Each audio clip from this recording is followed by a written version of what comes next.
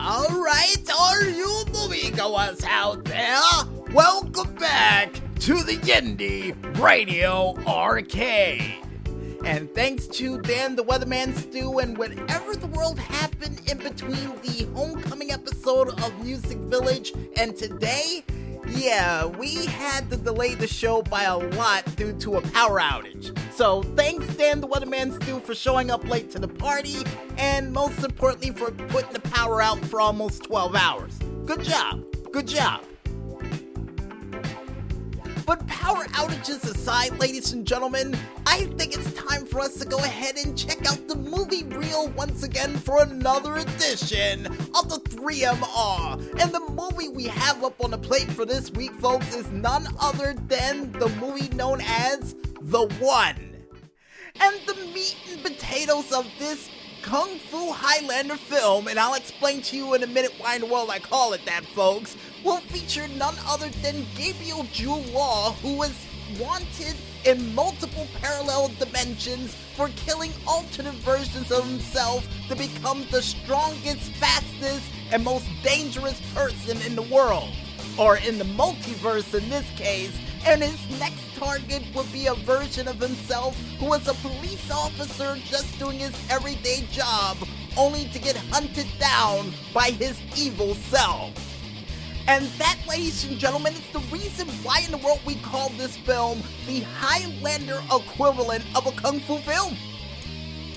And the reason why we love this film so much, well, for starters, the fact that it stars not only Jet Li, who was fresh off the heels of Kiss of a Dragon during this said film. After its theatrical release, 5 months later, here comes this film. Then you have Jason Statham, who was fresh off the heels of Ghost of Mars after the said film, and right after this film was released, would go immediately right into the Transporter series.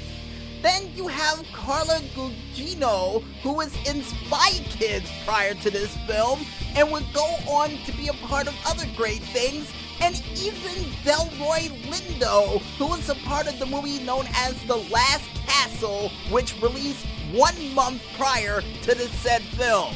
And then you had James Morrison during this film, who was a part of the classic series of 24, which were released 4 days after the theatrical release of this said film.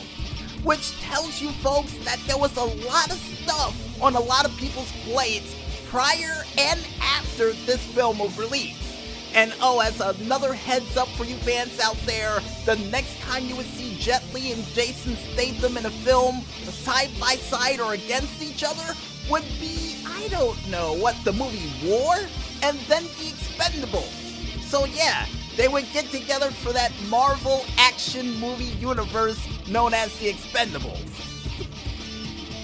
And besides the actors, another thing that I loved about this film had to have been the soundtrack. And one of my favorite metal songs that was featured during this soundtrack would be Drowning Pool's Sinner, that would be involved in this said movie. And as a matter of fact, because of that one song, it made me buy the whole album too, which I do not regret to this very day. And another thing that I loved about this film had to have been the special effects for this film. And I'm pretty sure this film came out after The Matrix, with half of the crazy things I've seen in this movie.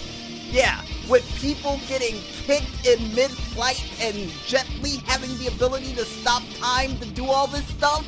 Absolutely insane.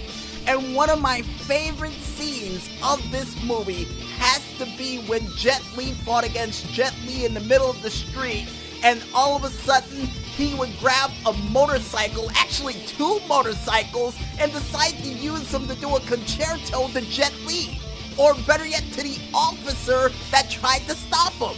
And I was sitting there in the theater like, what are you doing? Why did you think that plan would work? The man could stop time and pick up motorcycles. What's wrong with you? And seeing the fact that we don't know how to review movies along the lines of Siskel and Ebert, or any of those other famous movie reviewers that you know of, we say this. If you want to watch a movie that features Jet Li fighting against himself and literally and figuratively knocking himself out to become the one true person of the multiverse, to become one of the most powerful people you've seen since Neo in the Matrix, then I recommend you go out there and watch that flick. And trust me, folks, you will not regret it from how crazy half of the things are in this film. I just gave you a tip of the iceberg with it, too. And with that said, folks, I think it's time for us to head back into the music, and when we return, we'll be back with more of the Indie Radio Arcade right after a word from our sponsors. So don't run out of quarters just yet, folks, and stay tuned.